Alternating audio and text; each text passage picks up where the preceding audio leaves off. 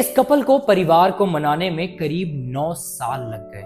क्या आपके अंदर इतना पेशेंस है कि आपको परिवार को अगर मनाने में 9 साल लग जाते हैं तो आप पेशेंस नहीं खोओगे। ये स्टोरी है एक ऐसे कपल की। स्वागत है आप सबका, मेरा नाम है विकास मिश्रा और आप देख रहे हैं विकास होना बाकी है। ये भले एक लव स्टोरी है लेकिन मैं इसे जोड़ना चाहूंगा गेम ऑफ थ्रोन के जॉन स्नो से।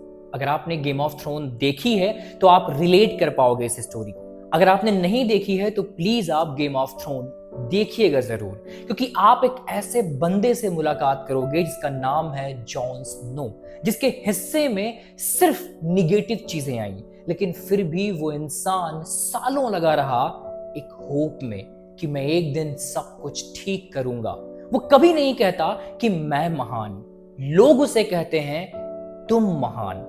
एक ऐसे व्यक्ति की कहानी जिसने कभी हार मानी ही नहीं। और फिर मैं इस स्टोरी को जोड़ूंगा इनकी लव स्टोरी से कि अगर 9 साल अगर आपने अपने परिवार को मनाने में लगा दिया है तो आप खुद सोचिए कि वो कपल कितना प्यार करता होगा एक दूसरे से, या फिर कितना चाहता होगा कि नहीं मुझे चाहिए ये चीज तो चाहिए और डेस्परेटली चाहिए। अगर आप नॉर्मल हो कि ठीक है परिवार माना तो ठीक, नहीं माना तो ठीक, या मम्मी पापा ने अगर आपको कोई चीज कह दी और आप निगेटिव लेकर आ गए कि ठीक है अगर वो मरने की बातें करते हैं, जहर खाने की बातें करते हैं तो लाओ हम गिव अप कर दें, तो गिव अप हो जाएगा। आप सोच कर देखो कि कोई व्यक्ति 9 साल परिवार को मनाने में लगा देता है तो कितनी मुसीबतों का उसने सामना किया होगा, लाइक जॉन स्नो। आप सोच कर देखो, क्या उसके हिस्से में मरने की धमकियां नहीं आई होंगी, क्या लड़के को मारने की धमकियां नहीं आई होंगी, क्या इज्जत की बात नहीं आई होगी, क्या मान मर्यादा या फिर टोंट या इमोशनली ब्लैकमेलिंग या डोमिनेटिंग क्या नहीं आया होगा उन दोनों के हिस्से में। लेकिन एक चीज जो उन दोनों को जोड़कर रखती है वो है प्यार। अगर आपके हिस्से में प्यार आ गया है और आप उस इंसान को इतना चाहते हो कि उसका आप इंतजार कर सकते हो, तो परिवार भी इन सारी चीजों को देखता है। हाँ, परिवार ने बहुत वक्त ले लिया, बच्चों का बहुत वक्त खराब हो गया, लेकिन वो लोग काफी दिनों से परिवार को मना रहे थे।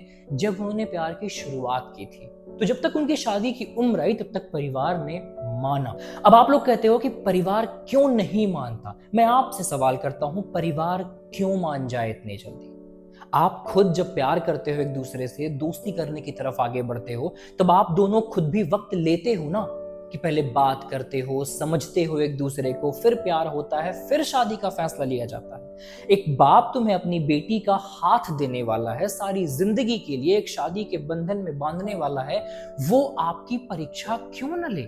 और आप परीक्षा देने से घबराते क्यों हो? हाँ, कभी कभी परीक्षाएं बहुत कठिन हो जाती हैं और कभी कभी नॉर्मल, लेकिन सबका परिवार एक जैसा नहीं होता। आप खुद सोचिए कि माँ बाप ऐसे एनवायरनमेंट में रहे हैं जहाँ की पीढ़ी थोड़ी सी ऐसी सोच की रही है, उनके दिमाग में वो चीज डाली गई है, वो इज्जत, समाज, मान, मर्यादा डाली गई है, तो वो वैसे रिएक्ट करते हैं।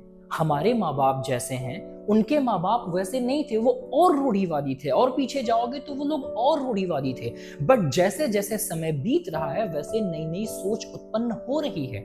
आप इसका ठीकरा अपने माँ बाप पर कैसे फोड़ सकते हो? ये कभी कभी लड़कियां या लड़के कहते हैं कि देखो उनके माँ बाप ऐसे हैं बट हमारे ही माँ बाप ऐसे हैं। बहुत सारे ऐसे बच्चे हैं जो छोटी छोटी उम्र में बहुत बड़े बड़े काम कर जाते हैं, तो आपने क्यों नहीं किया? बिकॉज ऑफ माहौल, एनवायरमेंट, कि जिस घर से आप आए हो, जिस जगह से आप आए हो, वो जगह, उनकी सोच इतनी डेवलप नहीं हुई। अब जैसे हम हैं, हमारे माँ बाप इतने डेवलप नहीं हुए, हम डेवलप हुए, हमारे जो बच्चे होंगे वो हमसे भी ज्यादा ऊंची सोच रखेंगे। ऐसे ही हर सिचुएशन में माँ बाप को डालकर देखा जाता है कि सिर्फ उनको निगेटिव निगाहों से देखना कि देखो ये ऐसे ही हैं, इतने रूढ़िवादी हैं, हम ऐसा नहीं कह सकते। उनका माहौल वैसा है, सोचने का, रहने का, खाने का, पीने का, आप उसको इतनी जल्दी बदल नहीं सकते। जैसे हमारे घरों में माँ बाप दाल चावल हाथ से खाते हैं, अगर आप उनको 5 स्टार होटल में लेकर जाओगे, उनको बड़ी बड़ी चम्मचे पकड़ा दोगे तो उनका पेट ही नहीं भरेगा, बिकॉज उनका वो खाने का तरीका है ही नहीं। जब तक वो दाल चावल हाथ से नहीं खाएंगे उनका पेट नहीं भरेगा। क्यों? उनकी आदत है वैसे। और वैसे सच कहूं तो दाल चावल हाथों से खाने में ज्यादा स्वाद आता है। बस ऐसे ही हमें सोचना पड़ेगा कि हर चीज एक जैसी नहीं होती। हम बदलाव लाते हैं, हम आप मिलकर बदलाव लाएंगे। लेकिन अगर हम तुरंत सोचे कि हमारे माँ बाप ऐसा क्यों हैं, तो हमसे भी वो कह सकते हैं कि तुम ऐसे क्यों नहीं। लाइक बैलगाड़ी से धीरे धीरे मोटर गाड़ी आई, जीप आई, देन एम्बेसडर आई, देन कार आई, देन मोटरसाइकिल आई। हर चीज धीरे धीरे बदलती गई, यातायात की चीजें। आज हम वैसे ही हैं, सोच बदलनी है। जाहिर सी बात है कि अगर हम किसी रिश्ते को लेकर आगे बढ़ रहे हैं और माँ बाप कह रहे हैं कि हमें ये नहीं पसंद है, अब हमारा काम है उनसे लड़ जाना या उन्हें समझना और समझाना। छोटी छोटी चीजें हैं कि जब हम बच्चे होते हैं तो माँ बाप हमारी भाषाओं को नहीं समझ पाते, हमारी फीलिंग्स को समझते हैं। छोटी छोटी चीजें होती हैं, अगर हमें भूख लगती है तो हम रोते हैं, बट हम कह नहीं पाते कि हमें भूख लगी है। बट हमारी माँ समझ जाती है कि बच्चे को भूख लगी है, इसलिए वो अपना स्तनपान कराती है। ऐसे ही माँ बाप, कभी कभी हम बहुत ज्यादा समझदार बन जाते हैं या अपने आप को ज्यादा समझदार मान लेते हैं, तो माँ बाप उन सारी चीजों को नहीं समझते। हमारा काम है उनको समझना, देन समझाना। ऐसा नहीं है कि सिर्फ उन्हें हम समझाने ही लगे, क्योंकि बहुत सारी चीजें होती हैं जो उनकी भी सही होती हैं, जिन पर हमें खरा उतरना होता है। अगर वो कहते हैं कि हम समाज देखते हैं, हम खानदान देखते हैं, तो वो गलत नहीं होते। बिकॉज अगर समाज और खानदान भी देखा जाएगा तो रिश्ते और मजबूत होते हैं। यूं तलाक ऐसे नहीं हो जाता, फिर लोग डरते हैं। तो अपनी बात को कहने के लिए सबसे पहले उनकी बात को समझना पड़ेगा, ताकि वो आपकी बात बेहतर ढंग से समझ पाए। अगर आपको लड़ाई करनी है अपनों से युद्ध जीतना है, तो अपनों से हमेशा युद्ध आप नतमस्तक होकर जीत सकते हैं। आप उनके सामने सीना चौड़ा कर कर युद्ध नहीं जीत सकते, बिकॉज वो हमसे बड़े हैं। हमें उनका आदर करना पड़ेगा, ये हमारे संस्कार हैं। हमें ये चीज समझनी पड़ेगी कि वो हमारे दुश्मन नहीं है, बस उन सारी चीजों को वो समझ नहीं पाते हैं जो उन्हें समझनी होती है। वक्त लगेगा, धीरे धीरे माहौल चेंज होगा। भगवान न करे कभी एक ऐसा वक्त आ जाए कि चलो ठीक है, आपके माँ बाप ने बिल्कुल कुछ कहा ही नहीं, आपने शादी कर ली, एंड देन चीजें नहीं समझ में आ रही हैं अब आप दोनों में। क्यों? क्योंकि आपने अपने प्रेम को पाने के लिए संघर्ष ही नहीं किया। जब आप संघर्ष करके एक दूसरे को पाते हो तो उसकी इज्जत होती है, वैल्यू होती है, प्यार और बढ़कर होता है। कि शादी के बाद अगर आपको झगड़ना भी होता है तो आप 4 बार सोचते हो कि हमने कितने संघर्षों के साथ एक दूसरे का साथ पाया है। तो हम ऐसे लड़कर समय व्यस्त करें या फिर प्यार से एक दूसरे का हाथ बटाएं और जीवन को आगे बढ़ाएं। ये हमारे ऊपर होता है कि हम किसी चीज को किस प्रकार लेते हैं, पॉजिटिव या निगेटिव। चीजें निगेटिव हमेशा आती रहेंगी आपकी लाइफ में, क्योंकि आप जीवन में हमेशा अग्रसर हो रहे हो। अगर आप स्टॉप हो तो कोई निगेटिव चीज आपके पास आएगी ही नहीं, क्योंकि आप आगे नहीं बढ़ रहे हो। जहां हो वहीं हो। और आप समझते हो कि नदियों में पानी जब बैठ जाता है, शांत हो जाता है, तो काई लग जाती है, बट बहते हुए पानी हमेशा साफ सुथरे होते हैं। आपको हमेशा बहते हुए रहना है। जब आप संघर्ष करोगे, आगे बढ़ोगे, तो आप बेहतर कुछ सीख भी पाओगे। इस समाज को देने के लिए भी कुछ परिवार से सीखोगे, कुछ परिवार को सिखाओगे, ताकि हमारा समाज भी ग्रो करे। ये आपको समझना, सोचना पड़ेगा कि वो हमारे लिए गलत नहीं सोच रहे, बस उन सारी चीजों को समझ नहीं पा रहे जो हमें समझाना है, बड़े प्यार से लड़कर नहीं। मैंने लगभग 131 लव मैरिज कराई है, लेकिन मैं गारंटी कहता हूं कि मैंने कभी नहीं कहा स्वेयर कि तुम अपने परिवार से लड़ो, बिकॉज हम परिवार से लड़कर जीत ही नहीं सकते।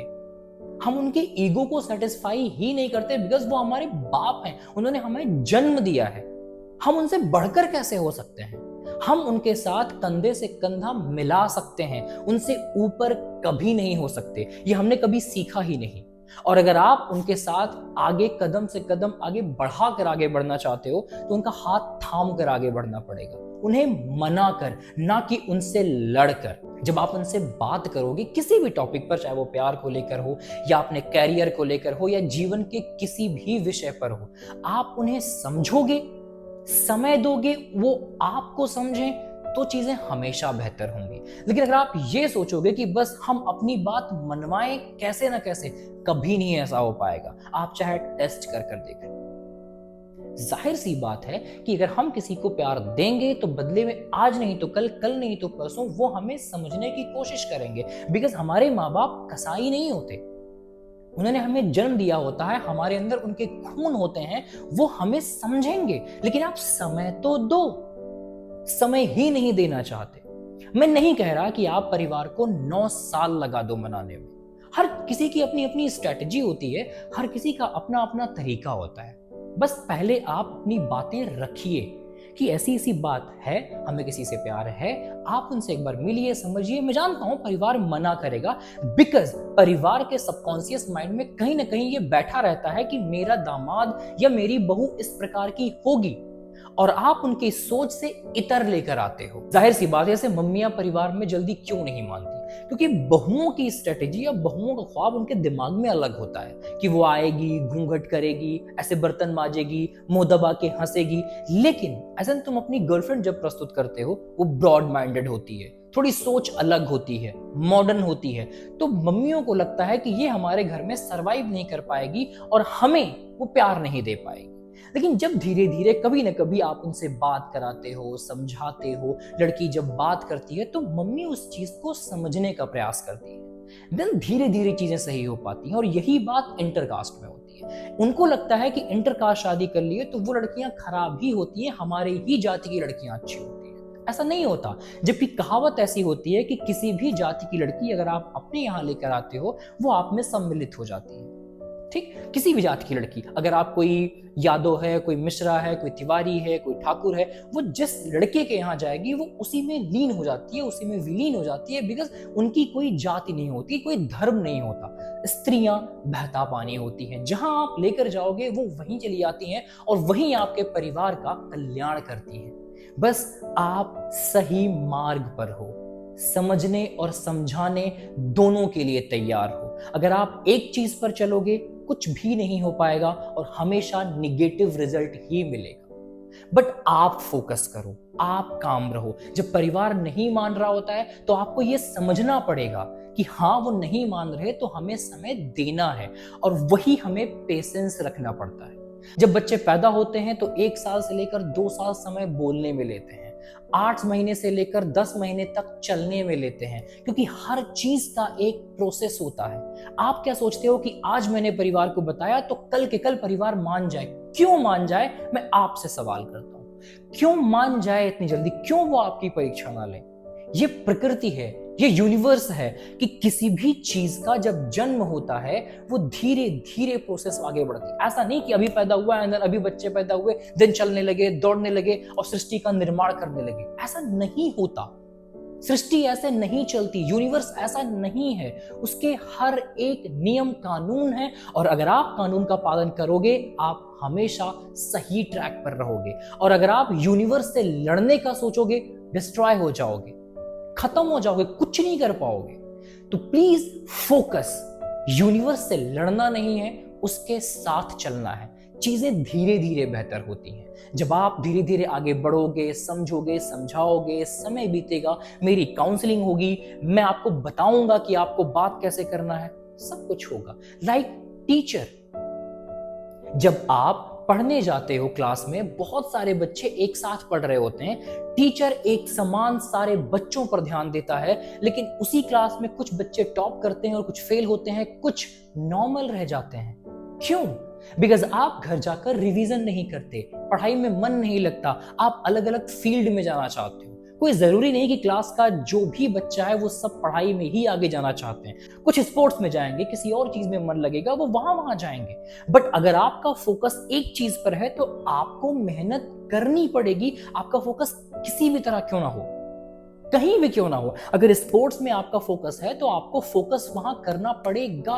लाइक यही चीज ऐसी होती है, अगर आपको लव मैरिज करनी है तो आपको फोकस करना पड़ेगा, पेशेंस रखना पड़ेगा। आप अपने हिसाब से नहीं चल सकते। आप सृष्टि के रचयिता नहीं हैं, ना ही आप ईश्वर हैं। आप एक मनुष्य हैं, तो मनुष्य की भांति आपको पेशेंस भी रखना पड़ेगा। यहां तक कि भगवान राम को भी पेशेंस रखना पड़ा। अगर सीता जी उनसे जुदा हुई, अलग हुए, तो पेशेंस रखना पड़ा। जब वो जुदा हुई तो भगवान राम पत्ते से, पौधे से, जानवर से, धरती से, आकाश से बस यही पूछ रहे थे कि मेरी सीते कहां हैं। उन्होंने ये नहीं कहा कि बस हमें अदृश्य ज्ञान है कि वहां पर वो है, चलो रावण को मारते हैं, सीता जी को ले आते हैं। नहीं, प्रोसेस फॉलो किया उन्होंने। ईश्वर होने के बावजूद भी हर किसी का एक प्रोसेस होता है जो उन्होंने फॉलो किया। जब वो आगे बढ़े, अपनी सीते की खोज में आगे बढ़ रहे थे, पूछ रहे थे, तब उनको हनुमान जी मिले। तब उनको एक राह नजर आई कि अच्छा ऐसी ऐसी बात है। फिर वो गए वहां पर, ढूंढे कि वहां पर हैं। दिन समंदर पर पुल बना, युद्ध हुआ, तब सीता जी आई। डायरेक्ट कुछ नहीं हुआ। जब वो ईश्वर होकर प्रोसेस को फॉलो कर रहे थे, यूनिवर्स के नियम को फॉलो कर रहे थे, who the hell are you? तुम कौन हो? क्या तुम उनसे बढ़कर हो? आप किसी भी इंसान को देख लो, किसी भी ईश्वर को देख लो, कभी भी उन्होंने यूनिवर्स के नियम को नहीं तोड़ा। अगर भगवान कृष्ण जेल में जन्म लेने के बाद जेल से बाहर आ सकते हैं, तो क्या उनके पास इतनी पावर नहीं थी कि वो कंस को वहां मार सकते थे? मार सकते थे, बट उन्होंने प्रोसेस फॉलो किया जो यूनिवर्स ने उनसे करवाया। हर चीज का एक नियम होता है। वो आए, उन्होंने बचपन देखा, दिन जितने भी और छोटे मोटे राक्षसों को मारना था उन्होंने उनको मारा। दिन थोड़ी सी एज आगे बढ़ी, तब वो आए, उन्होंने कंस को मारा। देन वो आगे बढ़े, देन महाभारत हुई। उन्होंने यूनिवर्स के नियम को चेंज करने की नहीं सोची, और ना वो ईश्वर होने के बावजूद चेंज कर सकते थे। इसीलिए माना जाता है इस यूनिवर्स में ईश्वर हैं, लेकिन यूनिवर्स में ईश्वर हैं। यूनिवर्स में, यानी कि ईश्वर से बढ़कर कोई है, वो है समय। मैं बहुत बड़ी स्टेटमेंट दे रहा हूं, ईश्वर से भी बढ़कर अगर कोई है, वो है समय, जो ईश्वर भी अपने हिसाब से नहीं चला सकते। ये यूनिवर्स का नियम है, ये चलेगा तो उन्हीं के हिसाब से चलेगा। कहते हैं लोग कि भगवान कृष्ण चाहते तो महाभारत का युद्ध 1 सेकंड में खत्म कर सकते थे, वो नहीं खत्म किए। उन्होंने अर्जुन को एक माध्यम बनाया, तब जाकर चीजें खत्म हुई। तो आप ईश्वर से बढ़कर कैसे हो सकते हो? आपकी थॉट प्रोसेस ऐसा कैसे हो सकती है? आप उनको कैसे मात दे सकते हो जिनसे हम हैं? आपको नियम फॉलो करने पड़ेंगे। मिलते हैं एक नए वीडियो में, तब तक के लिए नमस्कार, ढेर सारा प्यार। चैनल को सब्सक्राइब कर लीजिएगा। कमेंट बॉक्स में बस अपने थॉट डालिएगा कि वीडियो कैसी लगी। सवाल करने का मन करे तो सवाल कर लेना, ट्रोल करने का मन करे तो ट्रोल कर लेना। जय हिंद, साइनिंग ऑफ।